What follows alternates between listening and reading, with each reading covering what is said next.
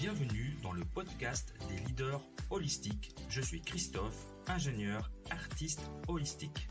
Ce podcast est pour toi si tu es attiré par l'épanouissement personnel, professionnel et spirituel. Ma mission est de t'accompagner, toi le manager, l'ingénieur, le leader rationnel cartésien, à connecter, aligner ton mental rationnel avec tes émotions, ta créativité, ton intuition et ta spiritualité en m'appuyant sur la recherche scientifique. Allez, on y va, c'est parti!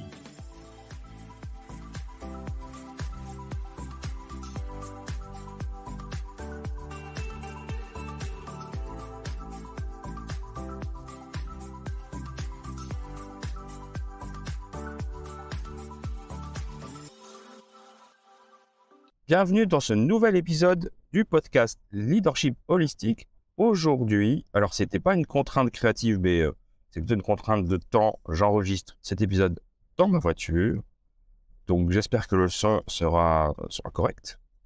Et le sujet du jour, c'est autour du sport et de mon sport préféré.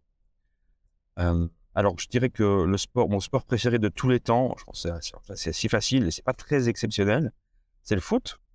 Le football européen, pour mes amis québécois, c'est donc je sais qu'ils appellent ça le soccer là-bas, mais le football, le foot. Et pourquoi le foot? Bon, enfin, c'est assez simple, c'est que je suis tombé, c'est comme Obélix, je suis tombé dans la marmite quand j'étais tout petit, puisque j'ai commencé à jouer au foot dans un club de foot dès l'âge de 7-8 ans, jusqu'à mes 18-19 ans à peu près. Donc voilà, j'étais jeune aux entraînements, je faisais les matchs le samedi ou le dimanche, ça dépendait des âges. Et moi, j'ai dû arrêter parce que mes études ne me permettaient plus de m'entraîner. Quand j'étais en prépa, j'avais absolument plus le temps. Et puis pendant un moment, j'avoue que j'ai mis en retrait un peu cette activité. Alors maintenant, je le pratique plus de manière comme footballeur parce que c'est plus vraiment de mon âge, il faut être très honnête. Et puis, j'ai eu des petits soucis aux abducteurs. Beaucoup de footballeurs connaissent ces problèmes. Et du coup, je ne peux plus jouer au foot. Mais j'ai continué à aimer ce sport, à le voir grandir, à voir un peu aussi évoluer avec ses bons et ses mauvaises choses. On va parler de ça. Moi, quand je suis revenu dans la région d'Aix-en-Provence, Marseille, évidemment, j'ai été contaminé par le virus de l'OM. Allez l'OM. Mes enfants, mes garçons sont des fans absolus de l'Olympique de Marseille. Il y en a un des deux qui est né à côté, à Vitrolles. Je supporte évidemment, et je suis un fervent supporter de l'équipe de France. J'ai été effondré quand j'étais jeune, quand l'équipe de France de Michel Platini s'est fait battre par 2 fois par l'Allemagne en demi-finale de la Coupe du Monde. J'ai exulté quand la France de Zidane a gagné en 98, alors que moi je vivais aux États-Unis, donc on regardait ça de très loin. Mais alors c'était une finale de fou, parce que on avait loué, pour la finale, on avait loué un espace avec un projecteur. On était toute une communauté de Français qui vivaient aux États-Unis, qui vivaient à Dallas, et on a regardé ce match tous ensemble, et c'était un vrai bonheur. Et puis évidemment, je suis un grand fan de l'équipe de France de Deschamps, avec la Coupe du Monde 2018 et l'explosion de Kylian Mbappé. Donc je suis ça de près. Bon, cette année, on a perdu en finale de manière terrible, mais c'est comme ça, c'est la vie. Voilà. Le foot, je dirais que ce que ça m'apporte, c'est que ça me repose le cerveau. Parce que, alors, j'aime le côté tactique, j'aime bien discuter, je connais bien les joueurs, etc. Donc ça c'est quelque chose que j'aime bien. Par contre, c'est vrai que souvent, pour me reposer, mon cerveau hyperactif, hyper tout ce que vous voulez là, j'ai besoin de regarder, de le mettre en pause. Et le foot, regarder du foot à la télé, ça m'aide à faire ça. Parce que c'est pas que je réfléchis pas, mais ça me concentre sur un seul sujet, qui est de regarder ces joueurs jouer au ballon. Alors parfois ça m'énerve, parce que voilà, je supporte mon équipe, et que quand ça joue mal, ça m'énerve, mais c'est comme ça, je crie sur ma télé. Là, c'est comme ça me détend. Et puis, j'aime aussi aller regarder le foot au stade. J'ai emmené mes enfants quand ils étaient petits. Et c'est là où il y a quelques travers qui sont vraiment, je trouve vraiment pas terribles. Je me rappelle d'une anecdote. On allait voir, donc on habitait ici, non? C'était ouais, on était à Cécile, ici, près de Genève. Et on est allé à Lyon voir l'Olympique lyonnais affronter l'Olympique de Marseille. Et donc ça s'appelle l'Olympico. Et moi et mes garçons étant fans de l'OM, on est arrivés avec nos t-shirts de Marseille, nos casquettes et tout. Et je peux vous dire qu'on s'est fait accueillir. Alors mes enfants étaient petits, enfin c'était des enfants donc, hein, peut-être d'une dizaine d'années. Et on s'est fait, alors agresser c'est un grand mot, mais en tout cas on s'est fait un peu gentiment menacer. On nous avait fait comprendre avant d'entrer dans le stade que ça serait bien qu'on enlève nos t-shirts et nos casquettes de Marseille pour éviter tout ennui. Voilà, pour éviter les ennuis. Je peux vous dire que mes enfants n'étaient pas rassurés. Et je trouve ça vraiment pitoyable si on ne peut pas aller au stade de foot, voir un match et supporter l'équipe qu'on a envie de supporter de manière très fraternelle. Voilà, ça me pose un problème. Et c'est assez le cas, ce qui n'est pas le cas en Angleterre, typiquement, où ils ont fait un vrai travail. On peut vraiment aller au stade de manière très tranquille. En France, on n'est de loin pas à ce niveau. Donc la bêtise humaine me désole un peu, en particulier autour du foot. Donc ça, c'est un point négatif.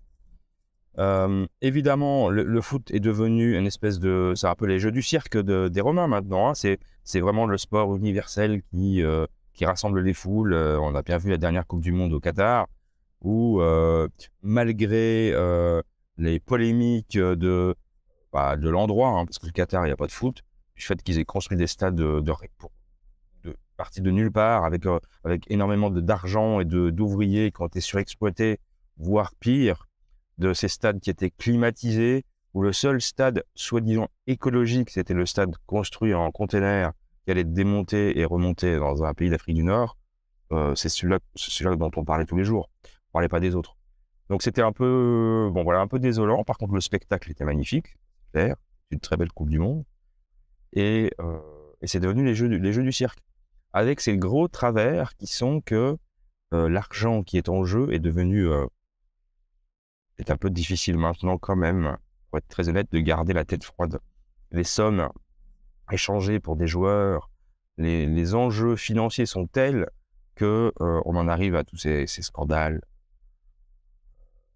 Parce que les gens qui sont à la tête des fédérations de foot ne veulent évidemment pas en partir, c'est le jackpot. Donc, et puis ces sommes d'argent échangées, quand on voit que Cristiano Ronaldo est parti en Arabie Saoudite pour 200 millions et qui nous explique que maintenant qu'il a fait tous les grands championnats européens, il a autre chose à découvrir en Arabie Saoudite, bien sûr, il n'a rien à découvrir, il a juste touché le jackpot d'argent dont il n'a pas besoin, vu déjà la richesse de ce gars. Donc ça, c'est un peu le revers de la médaille. On aimerait revenir à des sportifs qui ne seraient pas que des businessmen, mais bon, voilà, c'est la société qui veut ça.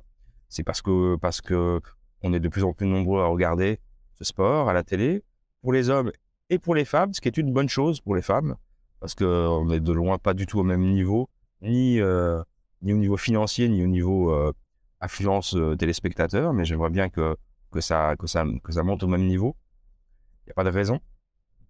Et puis là, donc moi, c'est un sport que je suis tombé petit dans la marmite.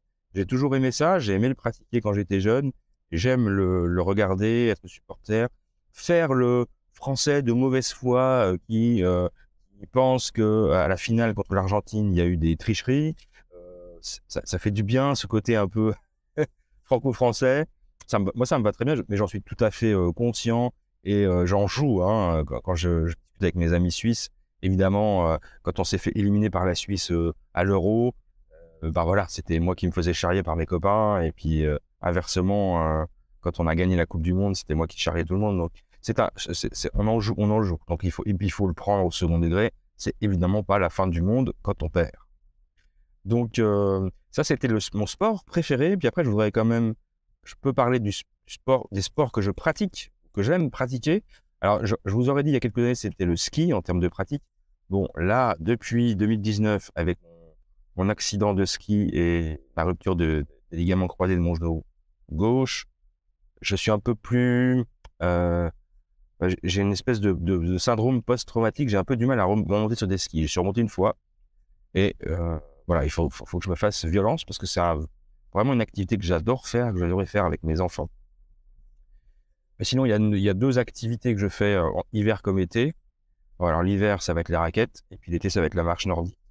Parce que c'est vraiment 2 activités, je pense qu'il y a des activités pour tout âge et qui correspondent à un homme dans sa cinquantaine.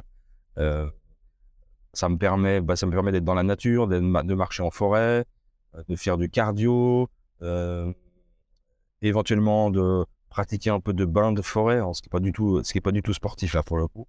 Mais voilà, l'idée, c'est de mélanger l'activité sportive dans un milieu naturel qui est beau, comme la forêt, que ce soit dans le Jura avec la neige, ou en été ou au printemps au bord du lac.